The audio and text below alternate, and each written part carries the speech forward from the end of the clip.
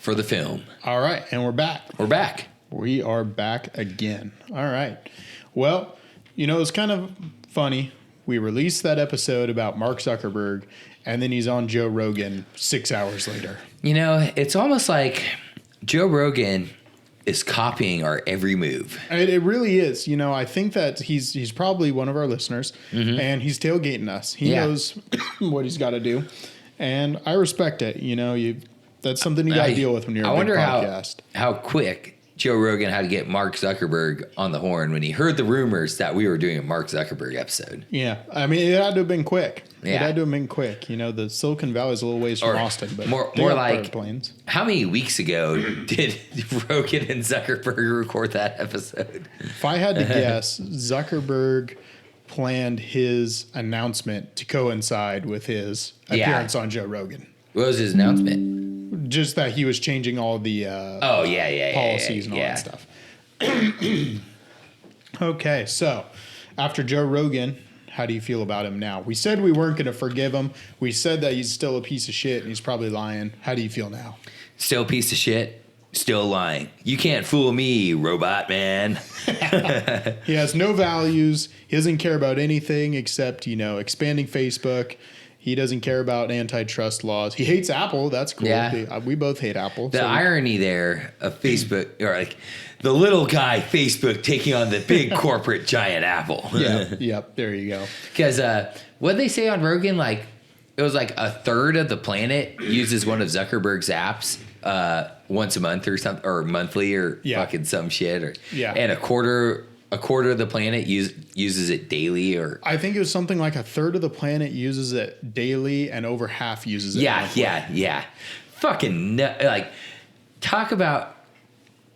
I wonder what percentage of the planet uses Apple products daily and or monthly. Like I wonder if it's a similar reach, or if there's more like an Android Google phone, competition to where. A quarter of the planet's using Apple products, or eighth, or I bet it's a lot less using Apple, but they get $1,000 every 2 years for their product, whereas Facebook just relies on ad revenue. They don't get $1,000 yearly or bi-yearly from me. No, you chump. Nope, me neither. But I bet Apple does significantly less in terms of huge Facebook Marketplace used phone guy. You're wild for that. I think you have a BlackBerry still. Or what is hot on the Facebook phone marketplace? I think I got an iPhone 14. I think I bought it for like $150 or some shit. Always standing up to the man. I know. I can respect that. I buy mine. No, I'm going to just admit that. But must be nice to have money. Hey. But I wanted to queue up one of these Zuckerberg videos here. And while I get it queued up, maybe you want to hit us with one of your hot takes based on what he said. I feel like Zuckerberg really trying to play the cool guy, really trying to play the poor me, the government told me so card. And it was believable enough until I remembered, that, when Zuckerberg was talking about it, he made it sound like the period they're, really relegating posts on Facebook was super short, maybe 6 months, maybe a year, but fuck, I mean, this has been going on for, 4 to 8 years, probably 4 years super seriously, 8 years to a semi-serious level. And I just am not, I feel like it was a public publicity stunt.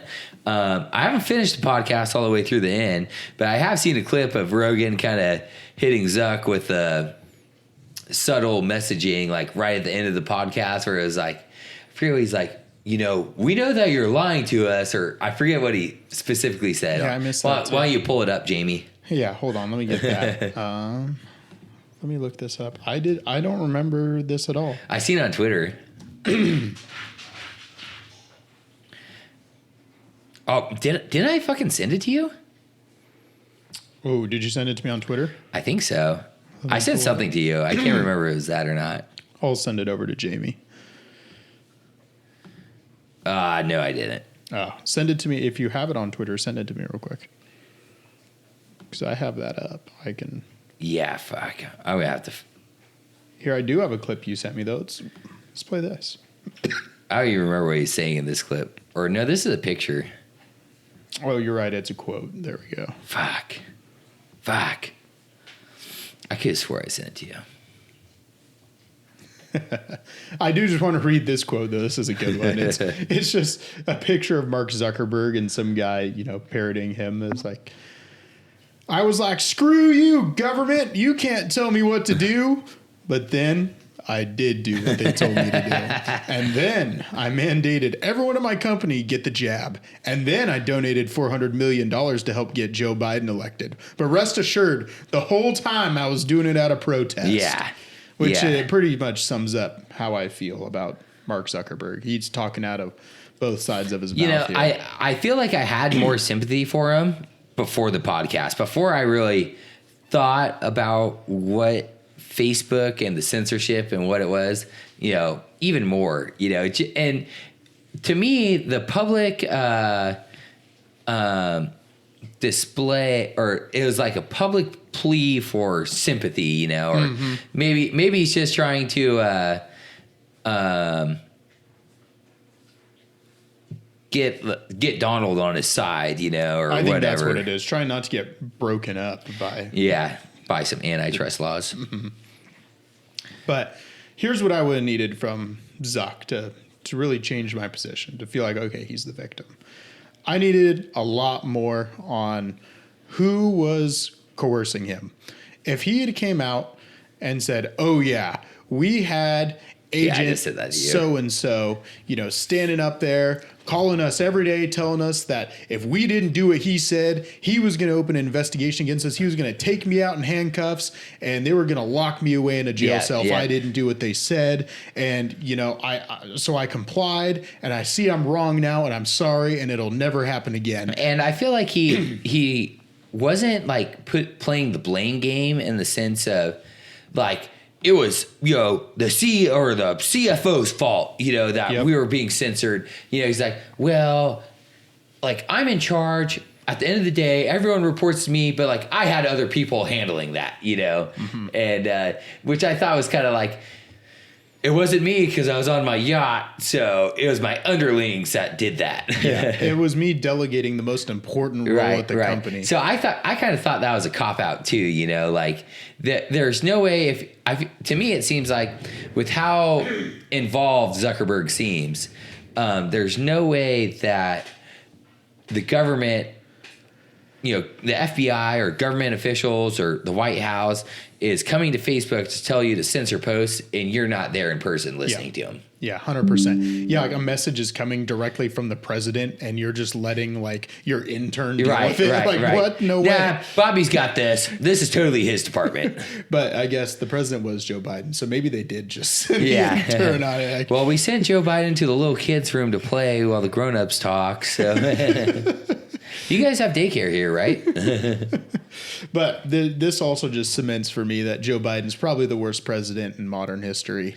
For sure. This is just like a huge overreach. And it really was kind of a big truth bomb. Like we always suspected that the White House was behind a lot of this censorship and that they were doing all this. But now it's for sure. I mean, he came from Mark Zuckerberg's mouth. It's kind of like the tinfoil hat men were proved right once again, which is just terrible for the former mainstream media. Yeah. Yep. Yeah. No, it is. And I think Zuckerberg kind of talked about it. It really has built distrust, with people, with how they get their news and whatnot. And I think he's probably seen that with the use of his site versus Twitter, I have to imagine Twitter's just booming and Facebook's on a, decline / flat line. And it could there could be some business, site, some, what would you call it? Saving some face, Yeah. Yeah. Nope. Totally. Let's play this video that you got here. You have to actually be interested in what you're talking about. That's another thing that they are at a huge disadvantage of in mainstream media. Is like they're just doing that because that's their job. They probably don't even know a lot about climate change. They probably don't really understand too much about what SpaceX is trying to accomplish, but they're just reporting on it. Yeah, I mean, I'm sure there's a lot of the people I've met there, I think, are good people. I'm sure it's just they a are. tough format. It's right? a terrible format. Yeah, and the problem is they get locked into that format and no one trusts them. And then they leave and they go, yeah, but you were just lying to us about this, that, and the other thing. And now I'm supposed to believe you're one of the good guys. You're one of the straight shooters now. Yeah. Okay. I kind of Dude, look at Zuckerberg's face and the fucking like Rogan like pause, then laugh. There's no way that wasn't some fucking subtle messaging going on. I kind of get what you're saying there. I want to play the end again just one more time so you can kind of pick it up. It was a little subtle, so let's just play. I'm just gonna play the last like 10 seconds one more time. The other thing, and now I'm supposed to believe you're one of the good guys. You're one of the straight shooters now. Yeah. Oh boy. To me, that's kind of like Joe Rogan just being like, yeah, we did this podcast. You did what you needed to do publicly, but I fucking know you're a dirtbag, you know? Yeah. And I hope Joe Rogan sees through it because there were a lot of, times where I wish he would have pushed back during his podcast. I don't think that's Rogan's style really, or maybe he kind of had an agreement with Zuckerberg that it wasn't going to be a big fucking, yeah. Yeah. And Rogan really sticks to his guns when it's like, I just want to have a conversation with these people. I feel like even if he doesn't believe the people, he's very rarely just giving them the fucking, Yeah, that's true. I mean, he when he had his conversations with Ben Shapiro and with Matt Walsh, he asked them both about abortion. Joe Rogan's really pro-choice, but he let them say their piece. They kind of went back and forth a little bit, but not much. You know, and you really got to press Joe Rogan's buttons to really get a rile out of him. Like there's one video of some guy talking shit on jujitsu on his podcast. Yeah. And the guy's just like, well, so what does jujitsu like even do? And Joe Rogan's just like, what it does is if we get in a fight, I could kill you. Yeah. That pissed him off. I feel like Rogan kind of grilled Fetterman a little bit, but that was just because Fetterman was an idiot, just trying to argue in an impossible battle, That's a good point. I forgot. The John Fetterman, Joe Rogan is so lost to history because it happened right before the election. I give no one any chance to talk about it. It was a train wreck. Yeah. And Joe Rogan presses him for like an hour on illegal immigration. And it's sad. I think Rogan knows that Zuckerberg's media profiled enough, or he's a media savant, so he's not going to be take a misstep and say the wrong thing, and he's a fucking genius, so he knows what's going on. He knows what he wants to say, he's playing the general pop to get him back on his side, And he even talks about in this Joe Rogan interview about how bad he was at television in the beginning and how he got better at it. Yeah. And you can kind of see those skills coming out here, how much better he is. Well, even if you just look out, whether this is just a change in lifestyle or, he's just better at communicating, just his public persona, he's kind of gone from this kind of dweebo fucking looking robot, emotionless wonder to, he looks like a normal guy that does jujitsu and, is a cool guy to be around, Yeah, goes wakeboarding on his yacht. Right. Like what we would all be doing. Yeah. People say that about Trump, and I don't know if I've said that on here, but the reason that he's relatable to the working class, even though he's a billionaire, is because if some working class guy got $1 billion, they would just be like Donald Trump, talking shit, baby mamas all over the place. You just build big ass buildings, throw your name on them. You buy golf courses. Like that's what a redneck would do if he had $1 billion. Drink a bunch of Diet Coke. Yep, exactly. I think that's why people relate to Trump, and I think Zuckerberg's trying to build that up too. I've always thought Trump is relatable to the common folk. And why he's always been popular, and I said this when he first ran, is he just says what's on his mind. There's not a lot of subtle messaging. There's no playing to the people or anything. for the most part, to some extent. But he's, you know what he's thinking, and you know what he wants to do, Yeah, no one's ever accused Donald Trump of holding back and trying to give you the runaround. Right. Well, Donald Trump, he's just beating around the bush. Yeah, which hell he is. While some people may not like that persona, a lot of people do, especially when you get so tired of the kind of political mumbo jumbo, or, we tell these people this, but we tell these people this. And, it's all just what you want to hear at the time, where Donnie T is just going to tell you what he thinks. And you're not going to really change his mind about that. Reports have come out. He self-censored during this election cycle. I don't know if you saw this, but there were reports that, I didn't. Get this, and this would have been wild. I wish he hadn't. It would have been so much better. But there were reports that after the debate, he wanted to change Joe Biden's nickname from Sleepy Joe to Retarded Joe. Which, maybe that would have cost him a couple votes. I don't know. What a nuts thing to pull out, man. I personally would have laughed. The second debate just gets up there. Retarded Joe Biden. Yeah. Fuck. I couldn't even imagine. Not that they were ever going to let that get to the second debate. No. Yeah, that would have been something. I've got a great clip here for you. Hold on. So I know that you're a big fan of Morning Joe. Morning Joe. Yeah, it's hold on. Let me. Sounds liberal. Jamie, will you pull up the Mika Brzezinski I don't even like where this is going. video? This went super viral. I should have this on my Twitter too, but come on, what do we?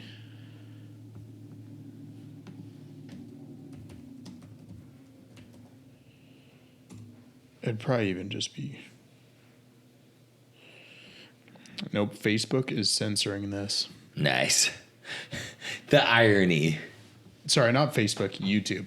We hate Google more than we hate Facebook. That's at least for when I think of Google, there's no iconic figurehead that comes to mind, which is almost worse. Yeah, that's what I'm getting at. That's there's the CEO is some Indian guy who hates America. Nice. I'm just gonna assume he hates it with the damage he's done to our elections and shit. There's no way he likes America. Yeah, I'm just gonna assume he hates America, or he allows the people in his company to hate America to go running around. Yeah, both could be true. Yeah, definitely. I'm gonna find this. I am gonna find this Jamie, video. you're losing your touch. God damn it, Jamie. Well, I'm just going to give you the long and short here. Yeah, I can't find it. But essentially, Mika Brzezinski, who is on this god-awful show called Morning Joe that nobody watches anymore because they kissed Trump's ring and liberals are pissed about it. But Nice. She's the one that, she had an affair with her co-host and now they're married and it's Kind of rings a bell. yeah. So anyways, she is a complete idiot. She's just a stand for the government, Nice. deep state moron, total just MSNBC hack. She comes out a couple days ago and she's like, yeah, everybody knew this, which everybody did not know this, or this wouldn't have been so shocking. But she's everybody knows after Joe Biden's, debate, I don't think he should have dropped out. I think he could have beat Donald Trump. You're just like, Yeah. If the world couldn't have got any stupider. Yeah. There's some takes I've seen like that, that just reminds me of the Kamala Harris ran a flawless campaign, But I would say Joe Biden, or the Joe Biden step down after post debate or whatever was a last resort. The last resort was the last resort to the last resort of Kamala Harris. Yes. I mean, I think they were trying to avoid that at all costs, and they couldn't, and it cost them in the end. But Yep. yeah, there's nothing more disappointing than what cracks me up is they're basically like, Joe Biden's unfit to lead for another 4 years. Like, well, who the fuck's leading us right now? Yeah. Who's been in charge for this long? Not Joe. We're going to find out eventually. I think we're going to find out that every agency, like the cabinet secretaries, were all just kind of in charge of their departments, and that was that. Right. Like, I can totally see that. The State Department just ran all diplomacy, and the Secretary of Defense just ran the military, and there we were. Which is probably what they're doing, even if Joe did have it together, I mean, maybe a little less, but... That's what happens anyways. Yeah. Yeah, 100%. Unless Donald Trump's in charge. Yeah, unfortunately, I think they undermine him and do shit like that too, where they're just, like with the generals, who I think committed treason, where they just lied to him about how many troops are in Syria. I mean, that's treason. You should probably, at least have some military court martial there. I hope that he goes back and does that. I hope he brings those generals back, because I think that you can force them back into the military to be tried for a court martial. He should court martial them. Yeah. I'd like to see some justice there. Strip them of their ranks, strip them of their pensions, and send them back out into the world. They can flip burgers. Hey, I care less about the ranks. Pensions are gone. Yeah. Send them back down to, they can be private. Save my tax dollars. Oh, man. But I just, back to the take that Joe Biden could have won. And he came out and said that. He said, I think he's like sitting next to Kamala Harris. He's like, I think that I could have beat President Trump, and I think Kamala Harris could have too. And you're just like, what the fuck are you talking about? Right. Like, Kamala Harris lost. Like, there's no question she couldn't beat Trump. Yeah, she gave it her best effort. She gave it $1.1 billion, and that didn't get done. But how can you show your face on national television again the next day? How can you still have a job after going on air and saying Joe Biden could have won? Right. That's easy. It's much like, when you get used to lying to the public for 2 or 3 years about anything, what's one more lie? Yeah. Yeah, what's the straw that breaks the camel's back? And especially when you're on MSNBC, you pushed the Russia hoax for 4 years. You pulled all that bullshit. And, what's a little we should have kept Joe Biden in the race going to do? There's no way the Kung Flu came from China or a lab. I can't wait for... Oh, you're telling me the Wuhan virus didn't come from the Wuhan lab? I know where COVID came from. U.S. designed it. It came from a lab. Would you say Zuckerberg was involved with it? That's maybe the one thing I'm not going to accuse him of. Of all the shit I will accuse Zuckerberg of, I'm probably going to absolve him of any... I was just going to say, I really do think Zuckerberg's pro-American, but then I remembered he's a fucking prick that censored all of our media, so... Nah, I don't really think he is. Yeah. Here's a clip of this. So what he says during Joe Rogan's interview, he says, oh, well, we didn't censor the stories the same way, Twitter did. But they shadow banned the shit out of a lot of different content. Now, I've got a little 40 seconds on this right here. People think they're being shadow banned. Like, is shadow banning a real thing? And what does that mean? Well, I mean, there's no policy that is shadow banning, so I think it's sort of a slang term, but that maybe refers to some of the demotions that we're talking about, right? So if someone posts something that gets marked as false by a fact checker, then it'll get somewhat less shown in just that post, or all of their posts for the future. I think that there's. If you do it once, then it's that, and then I think if there's like some history within a page, or there's kind of different rules for pages and groups and different things, then there can be some kind of broader policy that applies. But I mean, you can just hear him trying to dance around it right there. Yeah. I mean, he's just trying to not say the word. We were shadow banning people. And that kind of reminds me of when he's talking about how they like were using filters, and I was like, well, if you filter out, if you run the percentage up to 99%, you only filter out 10%. But if you run the truth filter or whatever, or what was it? Percentage of or confidence percentage. If you move the confidence percentage to 95%, you're going to get 50% of the posts out that you want. If you run it to 90%, you're going to get 80% of the posts out. But when it's at 90%, you're still kicking out 10 out of every 100 posts, Yep.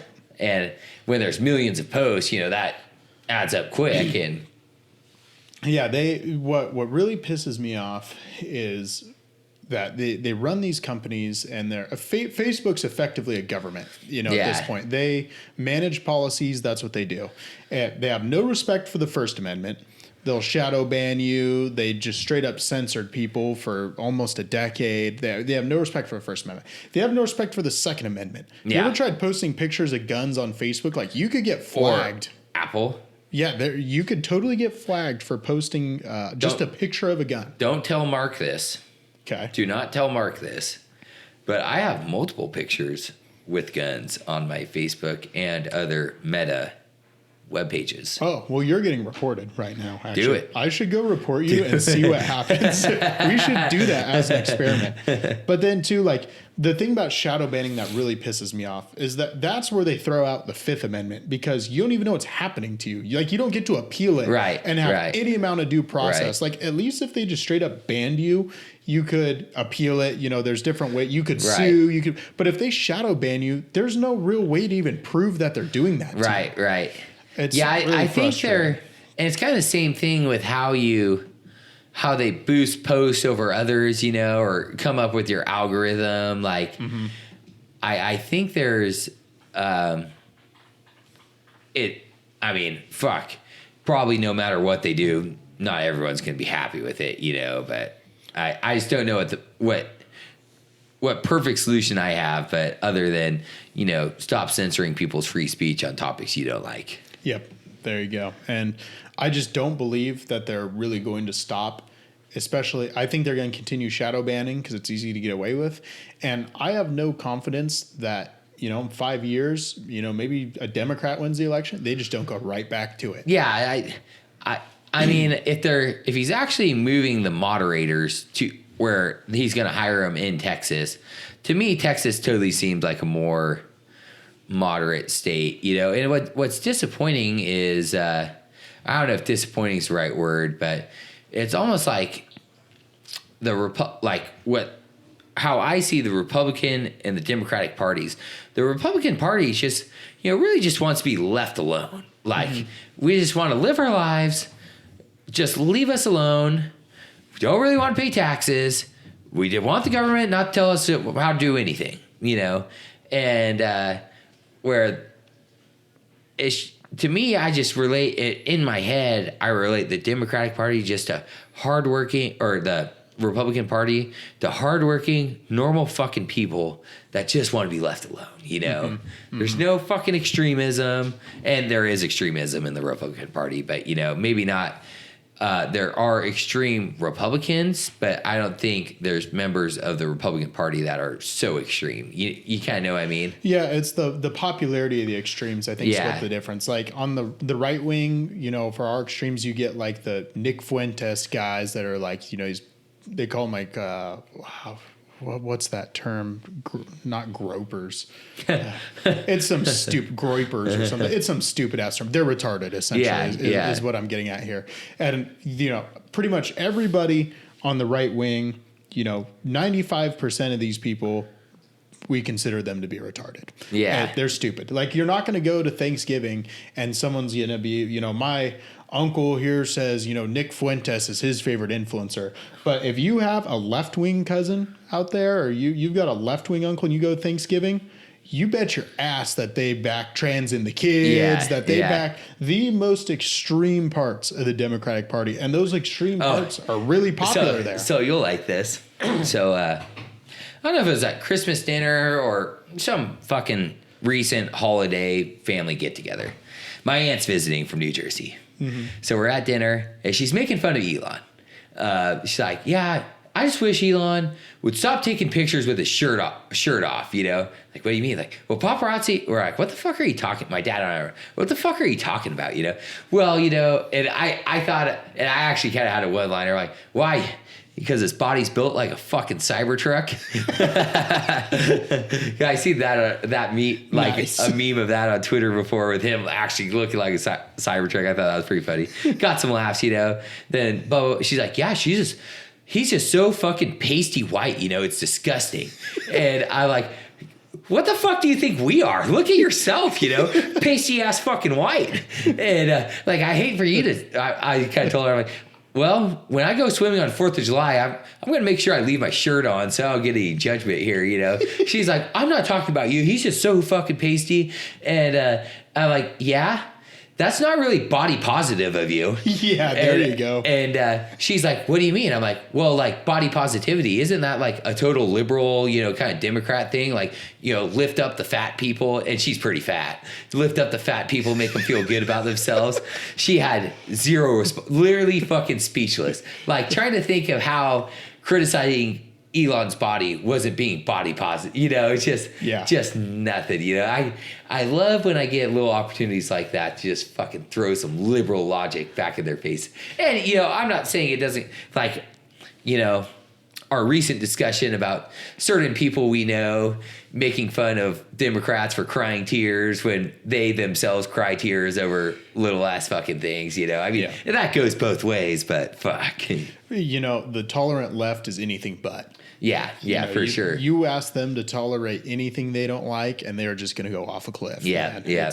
It's projection, and that's how it is with leftists. Typically, it's all just projection. But at least this aunt, you know, you should defend her a little bit with, you know, she at least has her own rocket company that's trying to send people to Mars, and at least she also produces you know, a record amount of electric cars. She's really a big rival of Elon, so she's trying to get some cheap shots in where she can, right? It cracks me up how much certain individuals can live in people's heads. Like for me, like, do I hate Joe Biden? Sure. Do I think Kamala's a piece of shit? Sure. Do they live in my head rent free every fucking day? I could care less what they're fucking doing, you know? I mean, like, but Trump and Elon and, you know, what's becoming Rogan and you name it, it's just, it's the only thing these people can talk about, you know? Yep. And I was kind of lucky, you know, I was basically at this liberal fucking Christmas dinner and they were just going off about Trump and blah, blah, blah. And, you know, it was basically going to be me against everyone. If I start arguing, I'm just going to shut the fuck up. I just have to leave in like 20 minutes, you know? And I ended up dipping out early because I just couldn't, man, like you're saying, the party of tolerance, the party of kindness, blah, blah, blah, blah, blah, are anything but, you know? And they don't even realize it. Yeah, it's okay. You know, and leftists have felt like this for a long time that, you know, really since if you go all the way back to, you know, Marx or, you know, even farther back if you want to, but you can justify anything against the people that are standing in the way of the leftist ideals. You know, Rules for Radicals is a book that you can check out if you don't believe me, but by any means necessary, you implement the leftist agenda. You know, it doesn't matter if you're a hypocrite. It doesn't matter if you're hurting other people. None of that matters. You do what it takes to push the leftist agenda. And here's what's the most kind of impressive part about the left is they will do anything to push their agenda, even at the cost of their own individuality, which is something Republicans can just never do. By nature, we just can't do it. You know, so they will sacrifice living in a nice house, you know, making lots of money, you know, a smart liberal, right? Could go into finance, make a bunch of money. They choose to go into journalism and live off ramen for the first 20 years of their adult life just to try and push their agenda, you know, and that's a part of their mindset that they inherently have and we just don't. Which I think is part of why, you know, the Democrats have won recent elections is they almost, I don't know if care is the right word, but they try harder, Yeah, there's stats on this too that, when there's a Republican in office, it disturbs leftists a lot more than vice versa. If a leftist is in office, Republicans, it doesn't bother them as much, and you can measure that with, the difference in mental health issues between leftists and conservatives, or there's a lot of different ways you can look at it. But I've said this pretty before striking about this most recent election. I think I might have said this at this Christmas dinner, or might have told my sister this or something, but the liberals kind of forgot that they need white males to vote for them. Yeah. Like, I don't know what the statistics are or anything, but I feel like there's zero campaigning done towards white males for the Liberal Party. Yeah. And it's just kind of like, that's who you should be trying to get the vote. That's your swing, section there, It's femboys. Those the only white guys that they can get to vote for them are these just like soft, feminine guys. Right. Sorry, it's true. It's because of the fluoride. Is that what it is? Making the frogs gay. So we should. So here's an interesting. I think the fluoride topic's really interesting, right? I've had a big debate about this, and my buddy's dad's a dentist, and he says, the fluoride thing is totally legit, that it's not bad for your health, but like it really helps your teeth, and that, getting rid of fluoride in our water would damage our teeth. And my response is like, okay, we all live on well water in this community. Why don't we just have horrible tooth problems? Right. There's no fluoride in our water here. Right. Why is there like a difference? I don't have like a bunch of tooth issues. I don't know anybody with a bunch of tooth decay issues. So what's going on here? I've dug into it. I've researched it, and there's just nothing conclusive out there that I can find. Yeah, I mean, I've pretty much only ever drank well water. I lived in Butte, Montana for 4.5 years and was on city water there, but nice clean city water. Oh, you can chew and drink at the same time. But I'm sure there's fucking fluoride in it.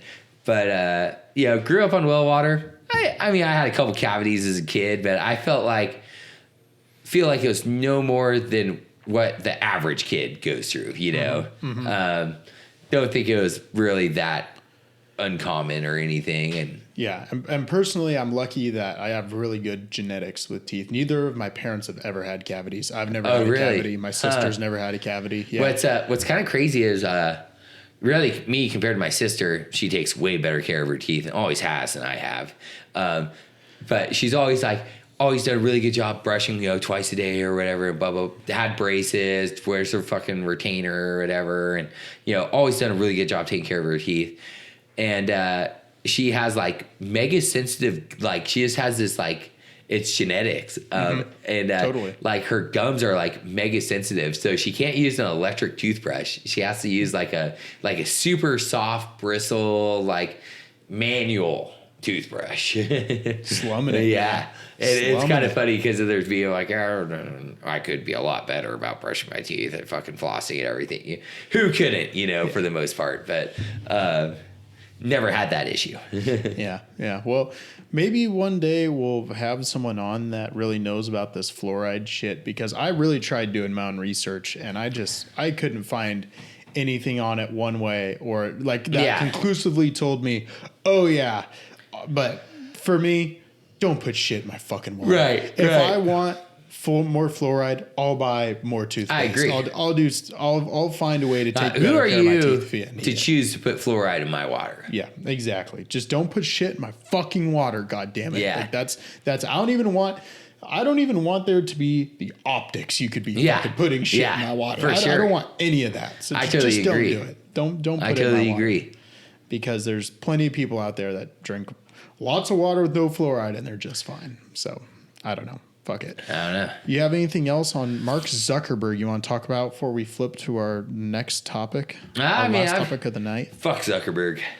Yeah, I mean he didn't sell me at all. I just don't feel like he only fake sold me. he should have come out. I mean, and I know I already said this, but he should have come out. And if he wanted to really show that he is going to be doing something different, he should have come out and said, yep, I totally fucked this up. It was my fault. I'm never going to let it happen again. The government, pulled a fast one on me, and now I fucking hate them, and I'm never going to let them do that shit. That admits wrong. Yeah. Which he didn't do. Yeah, which he didn't. I was going to say, I feel like he didn't really do, It's kind of like he said the public, it's more like the public opinion is telling us we should do like the public wants us to censor less, so we're going to censor less. It wasn't like we realized this was the wrong thing to do, and everyone hates us, and we were wrong to do it. He clarified multiple times that he's only talking about the United States.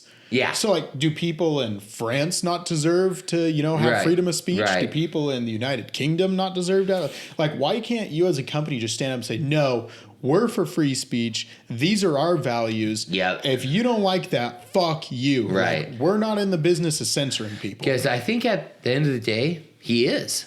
Yeah. He cares about making money, man. Yeah. And I don't know. I would like to think. Much like any other CEO sleazebag that could meet their demise at any moment. I would like to think if I had $100 billion. Let's go Luigi that motherfucker.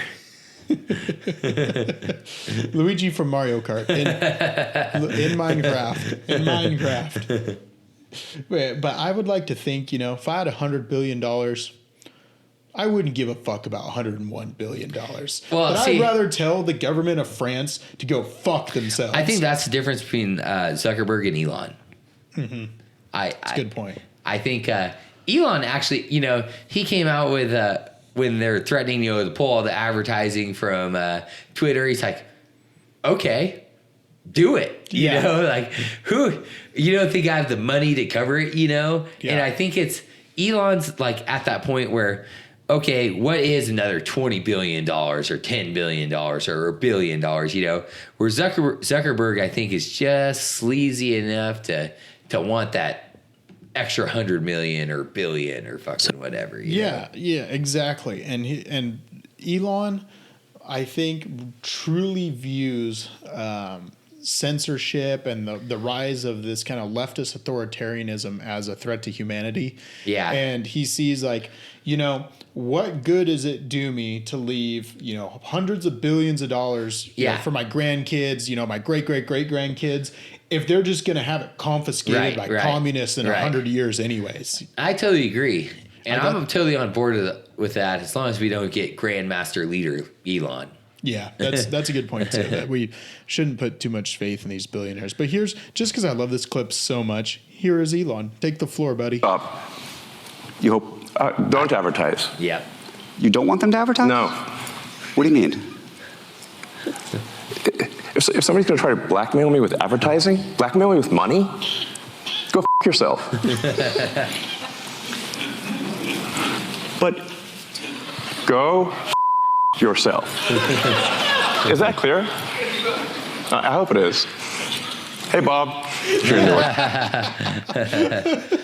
Referring to the CEO of Disney, who was organizing the I knew Disney was involved somehow. I can't remember how. Yeah, Bob Iger with Disney was leading the boycott against X and Elon Musk, and that is the attitude I need from my social media executives. I'm not getting that from Zuckerberg, I mean, as much as Zuckerberg wants to play the cool guy, he's still, I think it's just a publicity thing,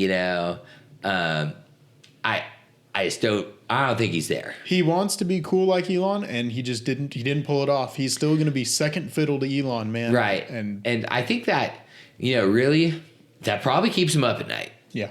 And I hope it does. I want billionaires competing to be the coolest guy out there, because freedom of speech is cool. Censoring people like a fucking piece of shit's not. I haven't seen Zuckerberg with a flamethrower yet. No. He hasn't shot an arrow at a Cybertruck yet, so he's got a lot of ground to make up. I've made this point before, but I'm going to make it again. If you're going into a room with a bunch of people and you want to be the cool guy, telling executives like Bob Iger to go fuck themselves way cooler than like censoring, grandma's speech because you don't like the memes she posts. Well, like, if you think that's cool, Derek, line up a kabillion CEOs from all walks of life, and I'll tell them all to fuck off. All right. Well, and that actually, that's a good segue into our last topic of the day here. And I didn't give you a heads up on this, so we're going to get your raw take. There we go. I like As per usual. It's a good one. So, should credit card rates be capped in the United States? Instead of 24%, some people are floating like a 10% interest rate cap. Is that something we should do? So with the credit, I'm a credit card guy. I got credit cards. Sure. Big pay them off when I get the statement guy, Yep. So the paying credit card debt thing is a relatively, I understand higher interest rates bad. Is it compounded monthly or is it compounded yearly or how does that work? Yeah, it's compounded fucking monthly. brutal. Yeah, and it is the vast majority of Americans pay interest on their credit card debts. So it may not affect either one of us as much because I'm the same way. I don't put things on my credit card that I can't pay off that month, but it affects a lot of people. Maybe make the interest cap like some relative figure of what like housing loans are going to, like the interest is capped at, 3 times what, the current housing loan is or, some shit like that. Mm-hmm. Yeah, I do think, while I think the credit card thing with credit card debt is more of a failure of our society to raise people with financial knowledge, Mm-hmm. I honestly don't think, I think when people are young, and this is just between people I know, engineers I went to school with that probably make enough money to pay off their college credit card debt, or guys that work for me, it's just like, what the fuck are you thinking? Mm-hmm. Well, it's 0 APR on this purchase for 4 months, but I'll just have to get the money in 4 months, which never happens, or, I think a lot of people are dumb with their credit cards, but there is a percentage of people out there that use them to stay afloat, kind of like you would use a payday loan, right? You're just trying to stay ahead. You're living paycheck. One of the guys that works for me, I know for a fact, and he's. As I told you before, we could pay this guy whatever. He's worked his way up the ladder working for us. He's had zero money at any point of the financial pay scale. Mm-hmm. Just gets it in, spends it on whatever the fuck, always complains about not having money. Yep. But I think no matter how much money we paid this guy, it wouldn't fucking matter, Yep. But he's always make little comments to me like, my credit cards are maxed out and blah, blah, blah, blah. And he also will miss a week of work because his gout's so bad because he doesn't know why as he's drinking beer and eating bread and eating red meat and everything you're not supposed to do when you have gout, know. But to give you a little stat here, the average household credit card debt in the United States, 2024, $8,600. I thought you were about to hit me with 86,000. I'm like, holy fuck, No, it's not 86, but 8,600 is that's still quite a bit. That's a lot. I mean, that's got to be what for the average person, couple months in or a month, 2 months, probably, a month or two income. I mean, fucking A. That's a lot. And so you're paying 24% interest on that. Yeah, that's nuts. You're getting hosed, man. And so philosophically, do you believe in any cap on credit card debt or credit card interest rates? I don't know. I mean, it's a tough question. I want to say yes, but I'm totally middle of the road. I'd hate to have any government involvement with it.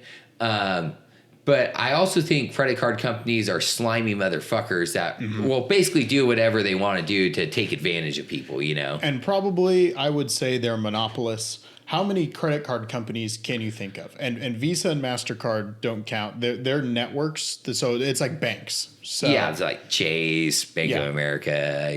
How many can you think of off the top of your head? I don't know, maybe 5 or 5 to 10. I can't even think of 5. I mean, Yeah. I can think of Chase. I can think of, and I'm not going to look it up because I just want to think of them off the top of my head. Chase, Bank of America, Citibank. U.S. Bank, Wells Fargo. I think Citibank and U.S. Bank are owned by the same company. But yeah, Wells Fargo. So we're up to like 4 or 5. Yeah.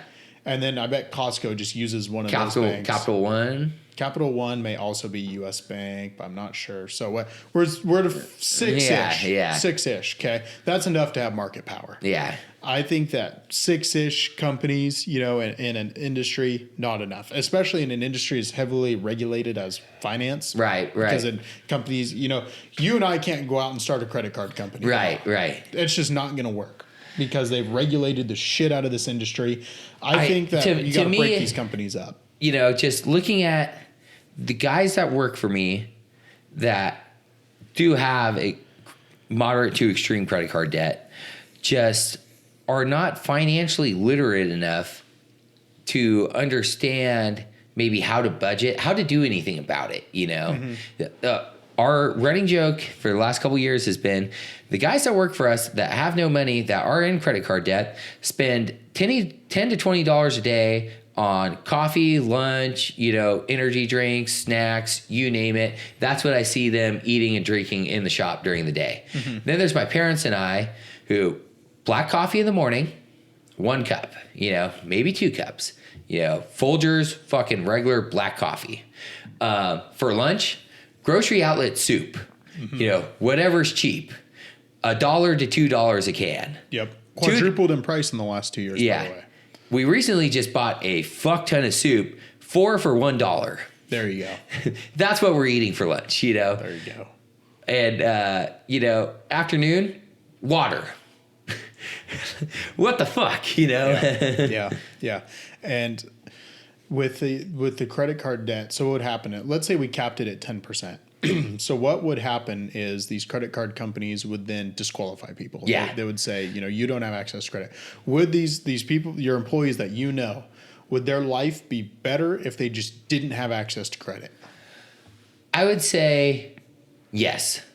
And to me, it seemed just outside looking in, I don't know their day to day, or I kind of know their day to day, but I don't know what their home life is like for the most part, you know, and I don't know what they're always doing. But to me, they're never paying like that $2,000 to $8,000 creddit card debt. There's probably never a dent being put in that, you know? And so what we do is we have employees. So all of our new employees, we're making them do direct deposit. The direct deposit goes in the bank on Fridays. For our older employees that are grandfathered in, we write checks by hand. When we do the payroll, write the checks by hand, you get them Wednesday. So what we have is people want to switch from the direct deposit on Fridays to get the straight checks on Wednesday. And we're like, you realize you get the pay every 2 weeks. Doesn't matter when you fucking get it. You know, it's 2 weeks, you know, but it's a big deal to get it 2 days earlier. And I just tell them, you know, well, this is how it is, you know, like it or not, that we could pay you and you can take the money or you can work somewhere else and not take the money, you know? But there's just no, and the guys that complain about getting their paycheck 2 days earlier are the guys that have credit card debt. The guys that are financially literate, that have confidence, that can, you know, they own their land, they own their houses, or they're actively working to buy a house, or they have some type of savings plan or whatever. They don't care when they get paid, you know. Do you think that just take a person who's maybe on minimum wage, you know, and so they're not a skilled laborer yet. Maybe they're in community college, they're doing something like that. Is it better for them to have access to no credit, or is it to pay the 24% interest? Do you think the credit card companies are being predatory? Yes. With this? So are we better off saying no, that you can't charge 24% interest, even if it means that poor people will lose their access to credit? I would say so. But it's just like, you're not going to approve someone with a terrible credit score for an auto loan on good terms. You know, I mean, you kind of get what you pay for. But they might just jack your interest rate up. Yeah. I mean, it's to me, which is what they're doing, you know, with the credit cards, I guess. I mean, here's what pisses me off, and what I want to say that I'm against the credit card rate cap, but this is a point that I just can't get past. When I turned 16, I got a credit card. Okay. And it was I think it was a secured credit card. Yeah. So I didn't have any credit. And once I was able to graduate out of that and had, you know, my $500 credit limit, my interest rate was 24%. I had a credit score of like 620 because I just started. Now my credit score is 780. And you know what my interest rate is? It's still fucking 24%. Yeah. And so I feel like if my credit rate or my credit score goes up, that means I'm less risky. Shouldn't my rate reflect that? Shouldn't I be able to get a lower interest rate? That's what makes me think something screwy is going on with these credit card companies. I think they're totally predatory, you know, and I think they prey. Like, to me, it seems like a lot of the people that accrue credit card debt that I've seen did it while they're young. Mm-hmm. And they're trying, like, it's just haunted them for years, you know. I was young, dumb, stupid. I haven't paid it off yet. I had a coworker tell me, and I don't know how old he is, but he's in his 30s. He's like, yeah, I'm still paying off credit card debt from when I was in my 20s. Yeah. And he's like, but that's what your 20s are for making bad decisions. I'm just like, I don't know, man. Yeah. What do you want me to say here? I don't know. To me, it seems like it's a failure of our education system. You know, I mean, what do we really have as far as classes went in personal finance? You know, one, a semester. I had one in college. I had zero in high school. What do you call it? We did like a half a quarter on it in the AP Civ. I took AP Government and I took the same class. Yeah. There's a little bit on it at the end, or we did a little bit on it. I had the same teacher, but I remember in basic. I think after the AP test, we did a couple weeks of it, or maybe it was a little bit before the AP test or something. They do that in the standard because in the non-AP class, half of it's economics, half of it's government, and then they do personal finance in the economics section. But our AP Gov, technically economics wasn't the curriculum, but he may have taught it after if he had time. I don't know. At least for our class, he did. Sure. Maybe a month, you know, maybe not even that much. Sure. Very brief covering. But most of the kids in that class are smart enough to kind of know what's going on, you know. Sure. But I think it's, to me, there's not enough education about how bad credit cards can be. And maybe it wouldn't change anything. Maybe you could talk about credit cards for 6 months with seniors in high school and it wouldn't change their decisions whatsoever. Mm-hmm. It probably wouldn't. Maybe you impact a couple kids, you know. But I think talking about interest rates on credit cards, you know, specifically like how you can easily become in debt with them, talking about how to qualify for home loans, maybe talking about like an FHA loan, you know, kind of doing shit like that, how to do taxes, how to plan for taxes, you know. Yep. Just kind of just some brief, you know, shit. It's a super cliche take. You know, it doesn't make it wrong, but it's cliche. You know, everyone says, yeah, they need to teach you how to do your taxes, how to write a check, how to, you know, handle your finances, credit cards. They should teach you all that in school. I've got a conspiracy theory on it. And it's back to, you know, one of my favorite presidents, good old Teddy Roosevelt, who said, I already know where this is going. Oh, yeah. I'm going to hit us with it anyways, because it's also cliche. But while we're being cliche, I'm going to do it. So if half the people in this country understood our monetary system, there'd be a revolution tomorrow. Yeah. And I swear that's why government schools don't teach. Yeah, no, I totally agree. I mean, and I was thinking that as I was saying it, you know, it's just enslaving the people to the system. And it's kind of like to me, that's probably why there's no ever any political push to cap credit cards. You know, you're basically enslaving citizens to your system, you know, get them in debt. They're just going to they just got to work it off. There's nothing they can do about it. You're to be tax cattle. I feel the same way about like student loan debt. You know, I mean, to an extent, I feel like, probably we both personally know a lot of people with college degrees that have done nothing with their college degree, hasn't affected their career whatsoever, other than they got dick off in college for 4 to 6 to 8 years. Third of all people never use their degree. Hey, put me in that category. You wouldn't be counted in that category because you do work in your field. Right. But it's like a third of all people like won't even work in their field. Right. I feel like we went to school with a lot of those people, Yeah. It's kind of like, no hate, but my little cousin, he went to junior college for like 3 years, and he's just doing like general ed stuff for the most part to be able to transfer to Chico State. He was always very non-committal about what he was going to study at Chico State. Time comes to transfer, he doesn't for whatever reason.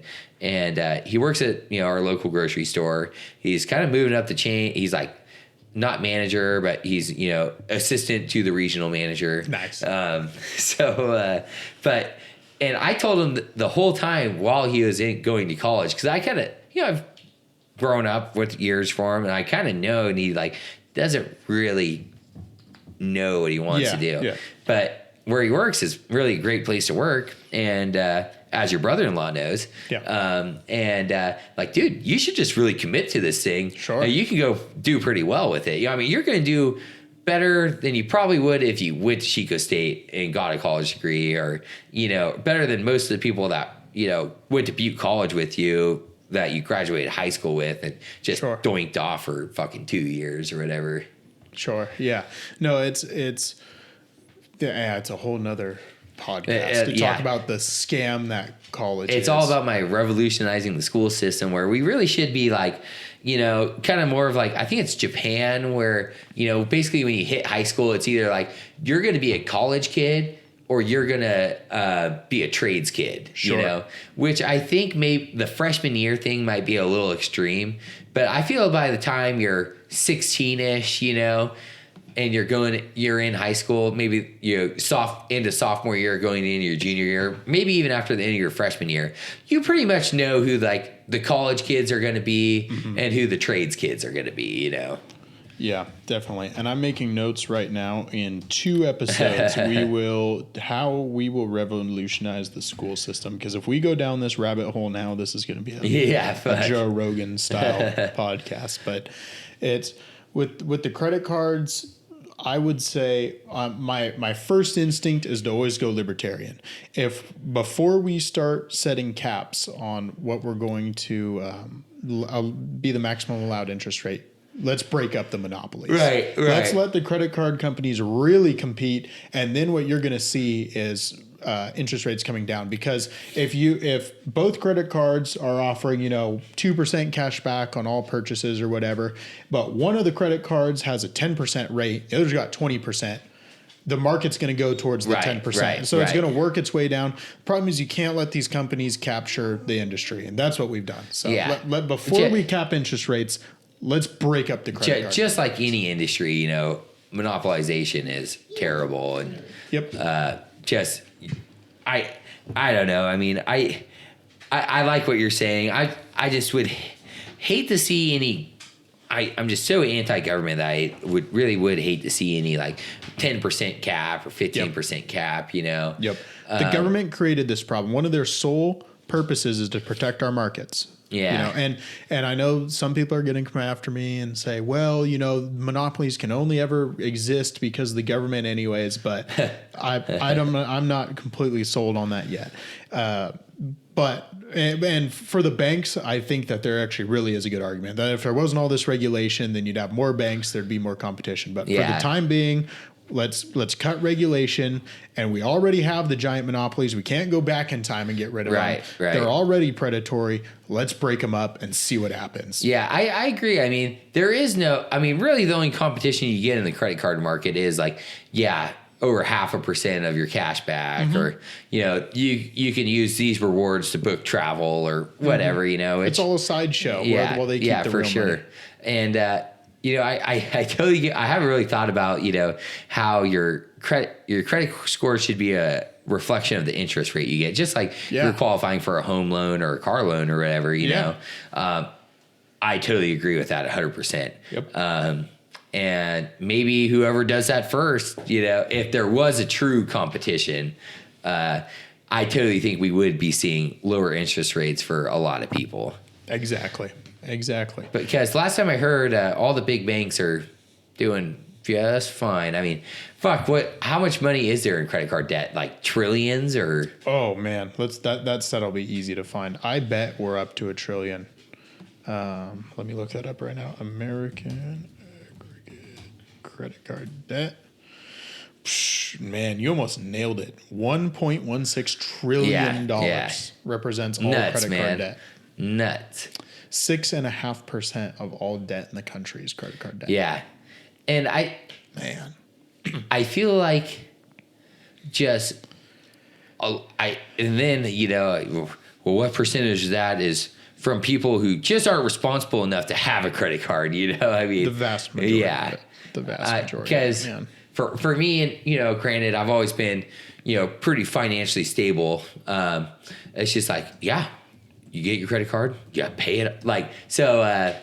My cousin-in-law, a pretty successful businessman in his own right, owns a hunting guide business, kind of jack of all trades, is doing really well.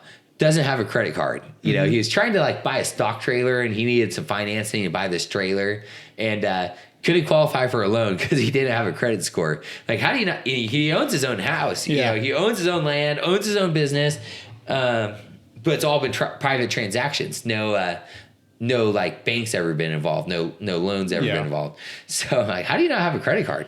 He's like, well, I just don't fucking trust them, man. And I'm like, well, they're not too bad if you just set it to auto pay and pay it off. He's like, I just have a debit card. That's all I need. I'm like, well, at least you're not tempted. The points are nice. Yeah. The points are nice on a credit card. I totally use the points, I mean. That's if you're lucky enough to be able to pay it off every month. I used to fall in that department of anti-credit carding, and I was like, I don't know why.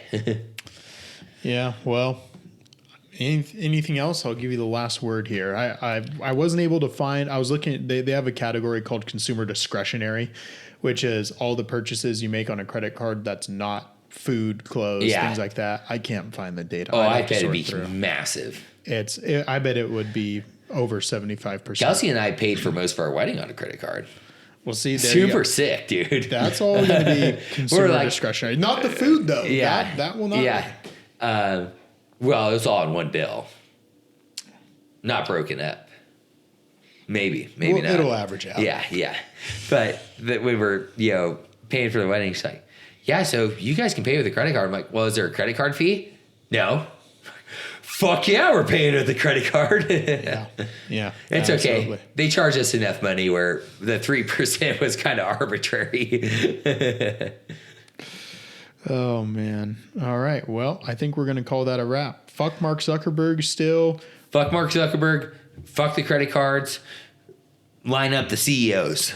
Take the fluoride out of our water. Yeah. That's making the frog straight. That's a wrap.